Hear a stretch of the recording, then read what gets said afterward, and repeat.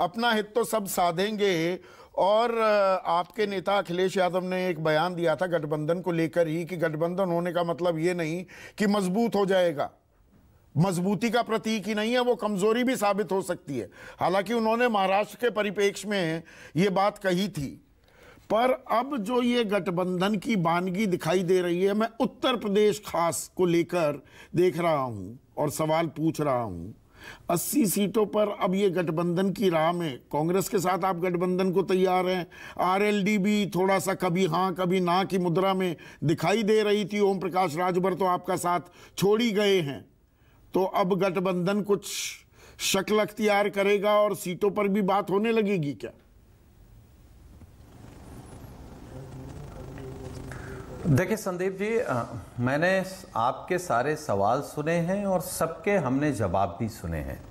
जहाँ तक सवाल समाजवादी पार्टी का है, तो हमारे नेता माननीय अखिलेश यादव जी ने मीडिया के माध्यम से, मंचों के कार्यक्रमों से, जनता के बीच से और सोशल मीडिया के माध्यम से कई बार इस बात को रखा है कि भारतीय जनता पार्टी को हराने के लिए, बीजेपी को हराने के लिए हमें कुछ भी करना पड़ेगा, हम करने को तैयार हैं।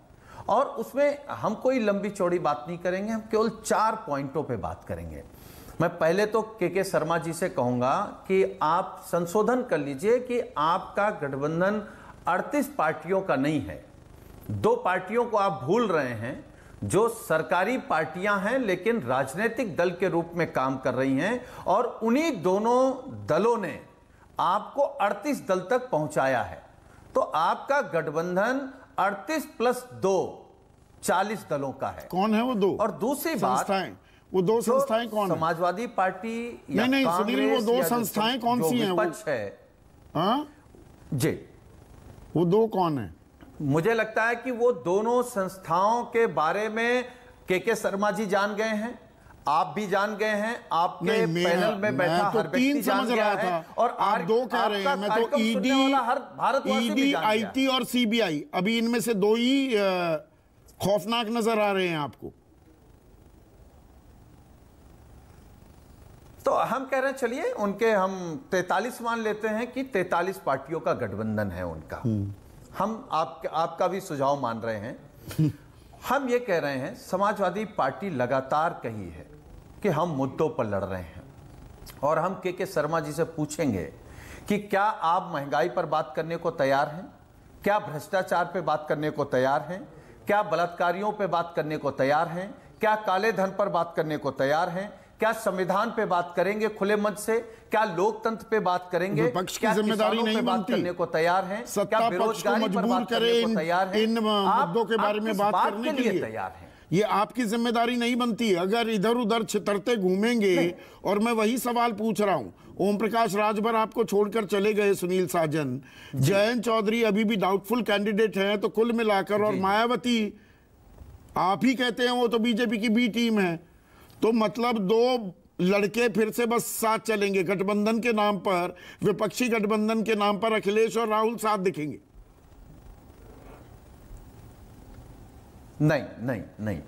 देखिए, उत्तर प्रदेश में समाजवादी पार्टी के हमारे नेता माननीय अखिलेश यादव जी ने एक नारा दिया और कहा कि पीडीए ही एनडीए सरकार को हराएगा। और पीडीए को बताया कि कौन है पीडीए। पिछड़ा है,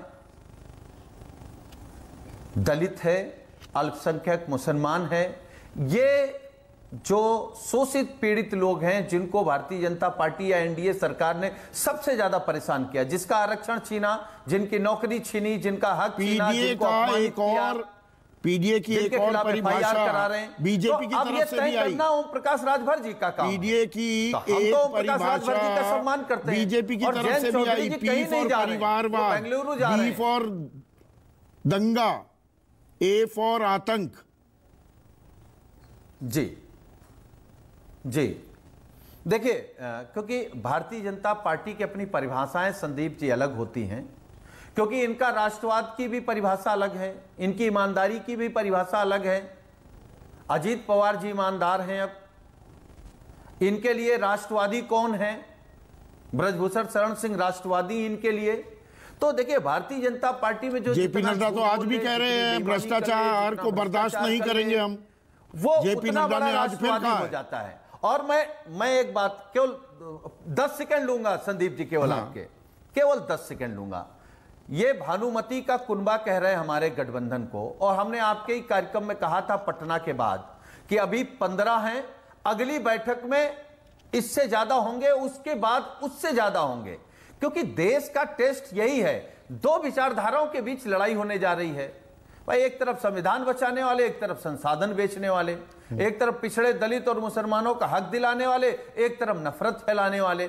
तो सवाल इस बात का है कि माननीय प्रधानमंत्री जी कह रहे थे, पूरी भारतीय जनता पार्टी कह रही थी हम भ्रष्टाचार के खिलाफ हैं। भ्रष्टाचार का जो भ्रष्टाचारियों का सबसे बड़ा कुनबा है और उसके लीडर कौन है, वही जो कह रहे थे हम एक अकेला सबसे लड़ जाएगा, एक अकेला जो सबसे लड़ रहा है, वही भ्रष्टाचारियों को जोड़ करके वो जो तस्वीर बनेगी, आप सोचिए वो तो जनता तय करेगी कौन भ्रष्टाचारी है, कौन ईमानदार है। पर सुकेश,